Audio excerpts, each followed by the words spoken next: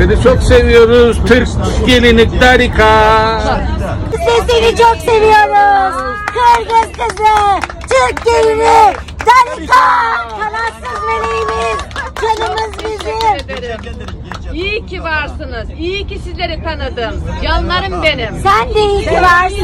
Biz de seni iyi ki tanıdık. Tanıdığıma çok mutluyum. Ben de çok mutluyum. Seviyorum. Bu ekip de harika. Sen de harikalar harikasısın. Canımızsın bizim. İyi ki varsın. Harika. Çok sağ olun. Kalbi güzel, kendi Öpüyorum. güzel, ruhu güzel, yetenekli prensesim. Çok Kırgız kızı, Türk gelini Darika. Seni çok seviyoruz. Ben de sizleri çok seviyorum. Canlarım benim. İyi ki varsınız. Harikasın. Türkiye'den selamlar, Kürdistan'dan öpüyorum, sizi seviyorum, kucak dolusu sevgilerle, saygılarla diliyorum. Sizi çok seviyorum.